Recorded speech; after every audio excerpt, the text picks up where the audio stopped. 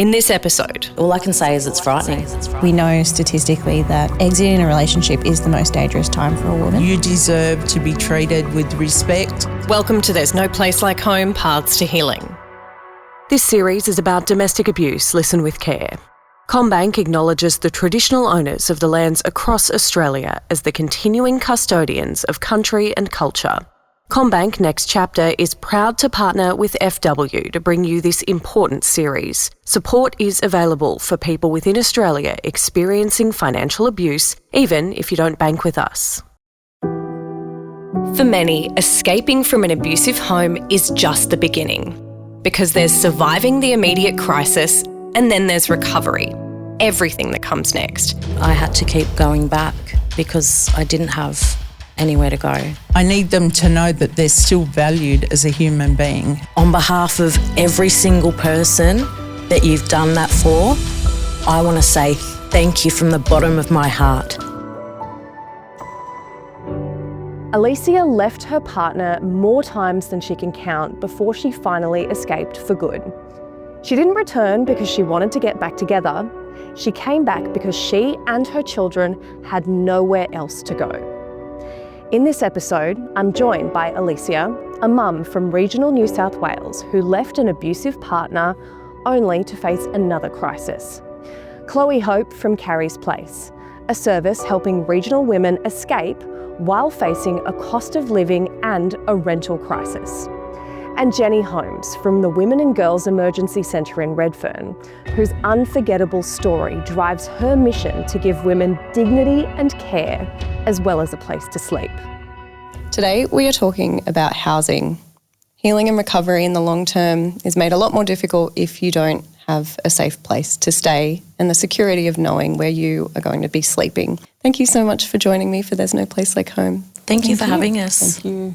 Jenny, could you tell me a little bit about what you do and what drives you? So I'm the program manager for a service called From Now, which work with pregnant women and mums leaving incarceration and that have had contact with the legal system.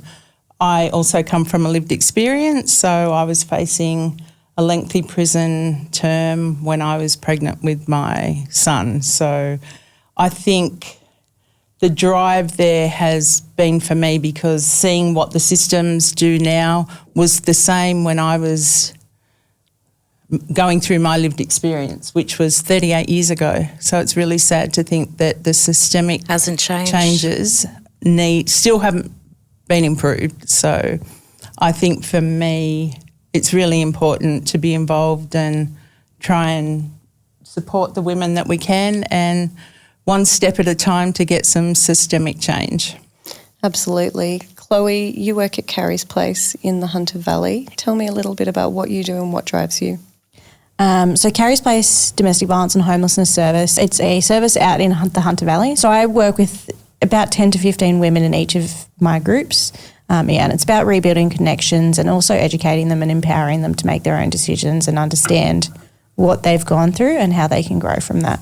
Alecia, we've chosen to use a pseudonym which you've picked out to protect your privacy and your safety, but you still wanted to join us today. Can you tell me a little bit about why you have chosen to make that choice to participate in this podcast? Mainly I just want to give people hope because it's been 2 years since I've been out of my DV situation and it gets better. And I just want everyone to know it gets better and also to find, where to find the help. Yeah. Because I didn't know. Took me maybe 7 or 8 times of leaving to finally find the right places and the right people. And, I just want them to know it gets better. I'd like to start with your experience. You were with your partner for more than half a decade. What was your life like throughout that relationship? Well, hard to say the least. Sad, scary, unpredictable. Just every day was so unpredictable. You surrender to it and you just think there's no way out. You lived in a property that was not owned by yourself, that was in someone else's name. Yes. How did not having your name on the property and not knowing or not being able to find somewhere else to go impact your experience of being able to leave? It was the reason that I had to keep going back because I didn't have anywhere to go. And, apart from a few nights here, a few nights there, and, because you're isolated from your friends and family, eventually people do go away. Eventually people do stop asking how you are. And so when you turn around and you're ready to leave, you realise those people aren't there anymore. And so, I had to go back. You said you spent a few nights here or there, but that you were cut off from your loved ones. Yeah. What was that here or there? Where did you stay? Friends, a couple of friends that I had left on their couches, for a couple of nights, but then for different reasons, had to go somewhere else. Slept in my car, done that a fair few times. What was it like having to ask that of friends? Because I imagine having to... Embarrassing, humiliating. It was... I felt like the biggest piece of... Because, I don't know, they knew, they would warn me and wanted me to go, and then I'm sort of going back with the tail between my legs, and it was embarrassing. Is that something you hear, Chloe? Yeah, I think we hear a lot about the guilt. It's the I should have known better, and that's what a lot of women experience when they're leaving and going back, which we know is unfortunately very common because of all of those things that you spoke about, kids, homelessness. Those fears can persist beyond, and it makes it easy. It makes it seem like it's easier going back because the devil you know, right? I know how to be a victim of domestic violence. I know how to play that role. I could write a script on it. I don't know what comes after. Jenny, is that something that resonates with you as well? I think so, and I quite often it's always put back on the woman to do something, to take that responsibility. We're the ones that have to leave. We're the ones that have to find somewhere to go, make sure the kids are safe, and we're the one being taken out of what we know.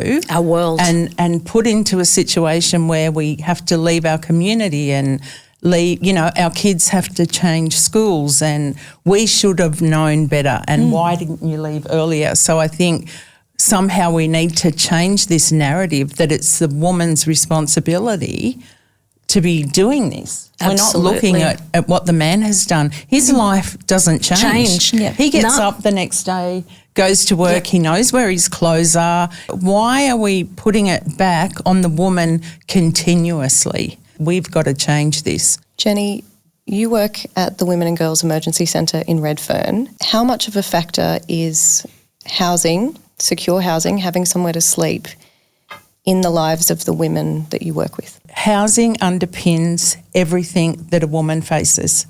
If a woman has a stable place to call home, somewhere to feel safe, they're able to manage their trauma, they're able to deal with all the things that follow when we leave a situation like that. And quite often women go into refuges, and that's not a long-term solution. And if you've got your kids with you, I know from my own experience, are they judging how I mother? Yes. Are they reporting what I'm doing? If I don't do the 10 steps, if I don't do all of that transactional things that they ask me to do, are they going to exit me? Are they going to kick me out? Yeah. Am I going to be back on the street again? Absolutely. Yeah. Jenny, one of the things that you do when you set up accommodation for women who are leaving incarceration is you put pillows in the room. Can you talk to me a little bit about why you do make those rooms feel more comfortable and more personal?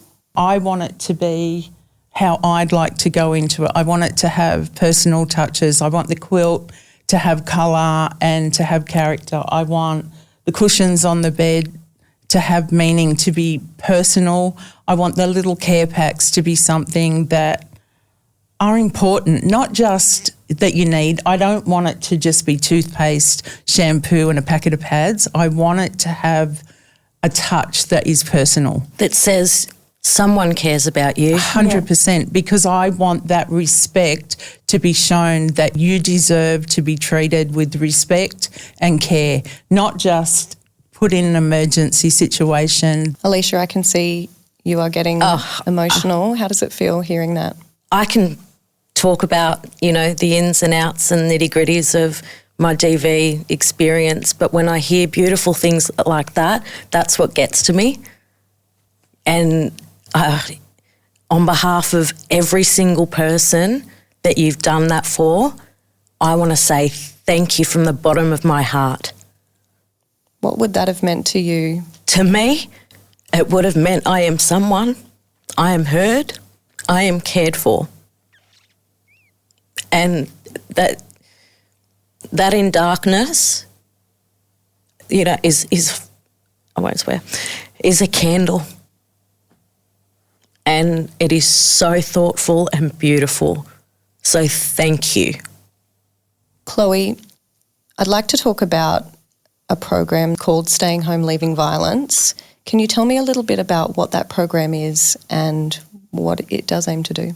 So Staying Home Leaving Violence is a program for women who have left an abusive relationship or are attempting to leave one. And basically what it does is it helps keep the woman safe in her home or a home of her choosing. So it's a case management program, and they'll stay on board for up to 2 years usually. They can be exited sooner or they can stay on for longer. It just depends on the situation. But it is a hard one because you can't stay safe in your own home if you don't have your own home. Let's say that this woman does have her own home, or that it's a shared property. Can you help me understand what that actually looks like once she gets to that point of wanting to escape that relationship? A lot of work goes into exit planning because we know statistically that exiting a relationship is the most dangerous time for a woman. And what is exit planning? So it can look like when do they work? Are they going past the home when they're at work? Can we get you out at a time that is safe? Is it possible to put away money or medication or any other important documents so that if you need to leave quickly, we can do that? Do you have a safe place to go that he doesn't know about? All of those sorts of options that when you are leaving, if you have to leave quickly, we've got a plan. If we can get you out slowly to make sure that you have everything that you need when you go, that also, we have a plan for that too.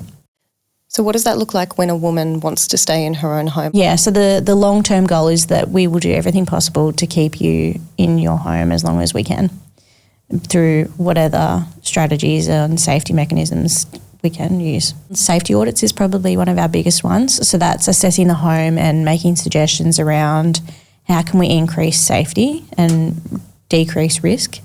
The other thing is around if police do have to attend that address, how can they get there as quickly as possible? The other thing is around taking perpetrators' names off the lease and what that looks like to make sure that if the perpetrator does come, you have a safe room or a safe spot that you can stay until the police are able to attend. Other things include making sure that the woman has an AVO, or if she doesn't want to go to police, that's okay too. But implementing all the strategies that we can to make sure that she's safe and supported in her own home. Have you seen it make a difference? Absolutely. And for women who are able to stay in their own home and stay in a place where their children know and are comfortable with, it can help kickstart that recovery. For some women, the home can be a reminder of everything that they've gone through, and they will stay in that home until they have another home that they can then ultimately move to and rebuild. But it just gives them consistency while they're trying to recover. Jenny, at the Women and Girls Emergency Centre, or WAGEC, how often is the issue of needing a safe place to stay, wanting housing. How often is that in your work? Every single night. We have up to 200 women and children that are housed through Leaving Violence, and with our From Now program, that also includes women that have been misidentified and incarcerated, which we know is on the rise. When you say misidentified, could you explain what that means? So misidentified is that the woman has become known as the perpetrator. And that is often that for the first time, or maybe, she's started to get a bit of courage and fight back. Yep. We're finding that women are being charged as the perpetrator, and a lot of the women that we are working with, especially Aboriginal and Torres Strait Islander women, they're being incarcerated and put in jail, and they're not given bail because, one, they don't have a home anymore. So they've got nowhere to go, so they're not being bailed. But what we're looking at now is community doesn't look at women as being incarcerated. They are women. They're the community's dirty little secret. For men, it's almost like a rite of passage. They go to jail, nothing changes for them. But when we're talking about the gendered experience of what prison does to a woman and what happens with homelessness. So 30% of women go into prison homeless, 50% come out homeless. So when we talk about the misidentified woman, this is a new level of creation, I'll say, of what's happening for women. And once you've been incarcerated, it's really hard to get into an SHS service because there's risk. They believe the risks are too high. Your work doesn't explicitly work with women who've experienced domestic and family violence, but can you explain for people who might not be aware, what is the link between the two? So I can tell you that every single woman we have worked with has experienced domestic and family violence. I think we worked it at 90% of women have faced childhood sexual assault. So it's a really interesting fact that all the links are traced back to family and domestic violence, either with their partner or they've grown up in a household that has experienced that. And when we're talking about First Nations women, like Aboriginal and Torres Strait Islander women are 22 times more likely to go to prison than non-Indigenous for exactly the same crimes. So none of our women escape this. The link between what our women experience and what they have experienced through their whole life is all tied with domestic and family violence. What percentage of the women that you work with in prison are Aboriginal and Torres Strait Islander? So 75% of the women that come through our service, either in the accommodation or the outreach, are First Nations women. But to see them breaking that intergenerational trauma and working with DCJ to keep their children, I mean, nothing beats that. You are an Aboriginal woman yourself. Looking at those statistics and the women behind those statistics, yep. What does that tell you? That tells me that the colonisation that has happened in our country and the intergenerational trauma that still persists in our systems is just horrendous. But we're about breaking those bonds, breaking that. We're changing the way we work with women and looking at people in a more relational way and stopping all this transactional, colonised, patriarchal way. Tell me a little bit about the work you've done and the frankly incredible outcomes that you've found with that work. So From Now opened its doors 18 months ago as a pilot program. We couldn't get government funding, so we're philanthropically funded by the Judith Neilson Foundation. Our CEO, Nicole Yard, had a vision for this because she was running some groups in Dilwinia Women's Prison and they were getting so many requests for accommodation. What it is, it's a supported accommodation program. You come in for 3 to 6 months. Our criteria is you have to be a mum whether your kids are in your care, kids are in kinship care, out-of-home care, or you're pregnant. We get a lot of pregnant mums. And it's really sad that our justice system is throwing pregnant women into prison. So they come into our program, it's wraparound case management. What does wraparound case management mean? It's working with every part of your life. It's working with making sure that you're adhering to all your bail conditions, parole conditions. It's working with housing. It's working from a therapeutic standpoint as well, making sure that your healing journey starts. We believe that you lead by example. So if we want women to understand about cleaning or dietary or cooking, we get alongside and work with the women. You know, the chores are all shared and we're there for a conversation at any point through the day. We also do a life skills program at the moment. We've got a volunteer that comes in once a week and they're doing cooking classes. We have therapeutic groups, which are either parenting groups, DV groups, self-esteem, looking at who you are, what your journey is. We've had 19 women through the house in the last 18 months. And to date, we have not had one woman we're working with return to prison. Oh, that's amazing. Or one child has been taken from DCJ. All the mums have been able to keep their babies. And look, not every woman is suitable for the accommodation. Absolutely. So we have a huge outreach part of the program as well. So we go all over New South Wales with court cases, and that's been really interesting. Chloe, thinking about healing and recovery, I'd like to talk about a program that you do with a childcare group called Tilly's.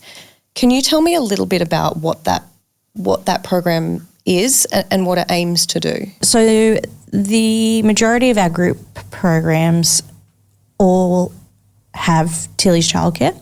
And how that looks is we have at least one or two childcare workers who are experienced and well qualified or on their way to gaining qualifications through the childcare sector to support our children and our little ones while mum can engage with the therapeutic groups and the other women and engage with that content while also knowing that her child is safe and supported and is being appropriately watched by someone who is trusted and secure as well. And it also helped identify for some of our parents whether those children had additional needs in the disability realm or if behaviours are potentially related to trauma, and to engage with further supports as needed. You trialled putting those children in a different room to mum during classes. Tell me what happened there and what was the outcome? All of our programs run in community halls. So the first term we had the women out in the main part of the hall and the children in like a little side room. One of our children screamed at the baby gate for the entire session and cried the whole time for his mum. He was about 4, I think. He wasn't able to engage with the other kids and with the childcare worker because he was so focused on how can I get back to mum. And so after that session, we realised that having them in a separate room does not work. Particularly, he had a developmental delay, but also a huge history of trauma from his older siblings being removed and then also the domestic and family violence that he'd witnessed between mum and dad.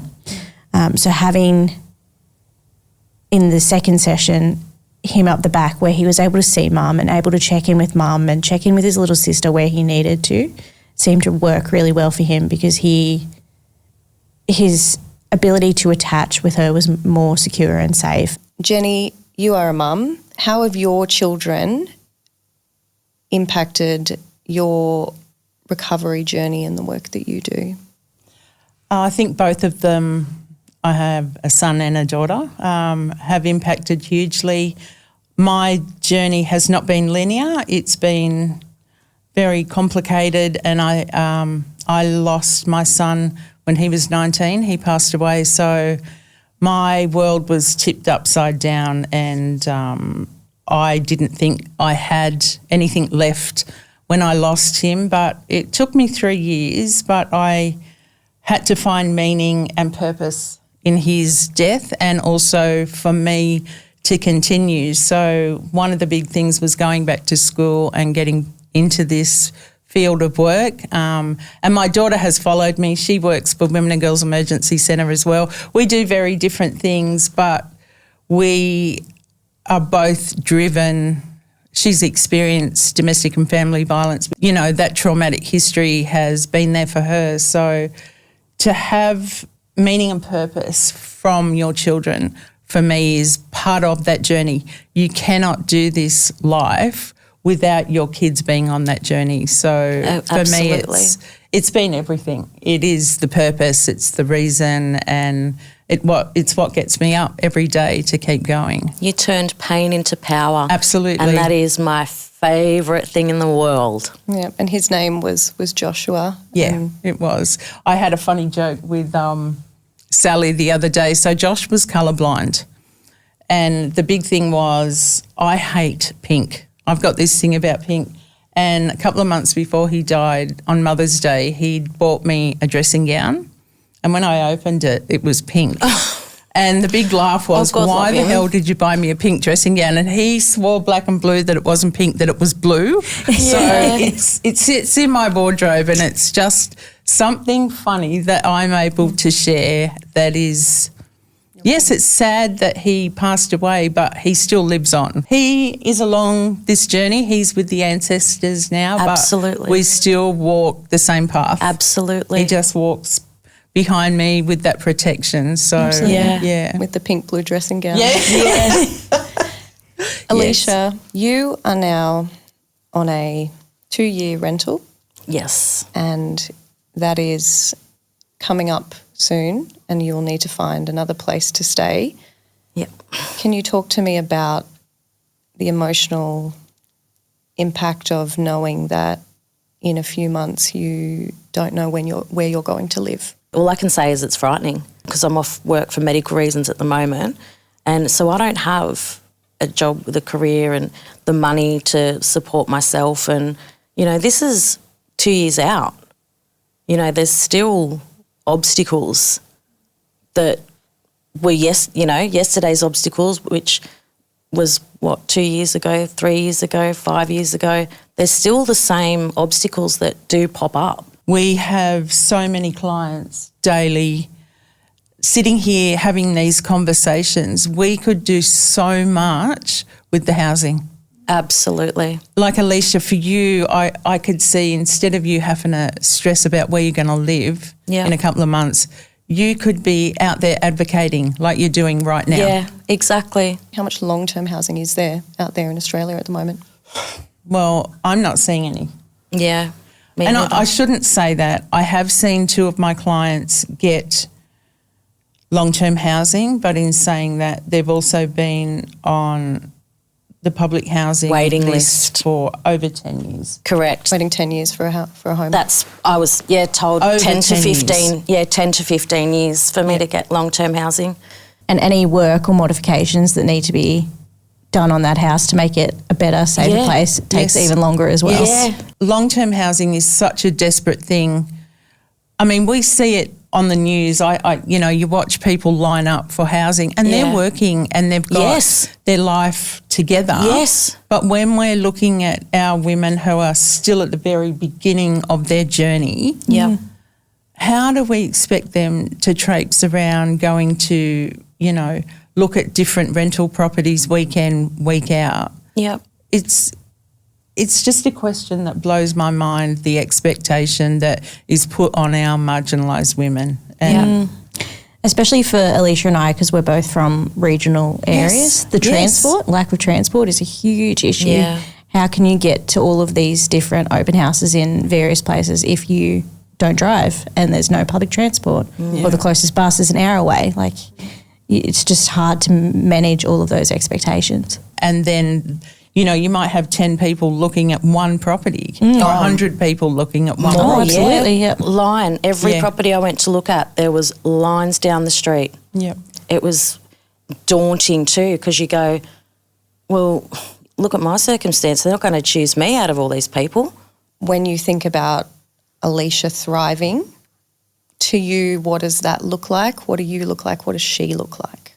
Someone who builds women up. That's all I want to do. I want their pain to turn into power.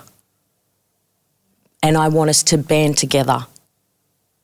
I want to build, it's my dream to build an army of survivors, and then we just keep paying it forward because we have no idea how strong we are. No idea. You know, and it takes certain events that make you feel like you're the weakest of your life, and then through that, that's how you find the strongest part of you, you know, and that's what I want women to do, is whether you're there, whether you're out, whether you're at the start, no matter what, you are so strong, you are not alone, absolutely not alone, and things get better. They constantly get better. Then sometimes they get a little worse, but they get better, and there's always someone out there that's going to help you, always. Jenny, Chloe and Alecia, thank you so much for joining There's No Place Like Home, Paths to Healing. Thank you so much for having us. Next time on Paths to Healing. I wasn't financially abused because I was financially illiterate. I was financially abused because I was terrified of the consequences of not handing over every cent. CommBank Next Chapter is proud to partner with FW to bring you this important series. Support is available for people within Australia experiencing financial abuse, even if you don't bank with us. Contact CommBank's Next Chapter team on 1800 222 387, Monday to Friday, 9am to 6pm Sydney, Melbourne time, excluding public holidays, or visit commbank.com.au/next chapter. If you enjoyed this podcast, please rate and follow or join the movement at futurewomen.com. This episode was hosted by Sally Spicer. Executive producer is Sally Spicer. Our producers are Odessa Blaine and Marcella Rossiano Barrow, who's also our video producer. Geraldine Bilston is our sensitivity consultant, and our supervising producer is Jamila Rizvi. Audio editing by Dave Collins, artwork by Patty Andrews, videography by Charlie Rogers.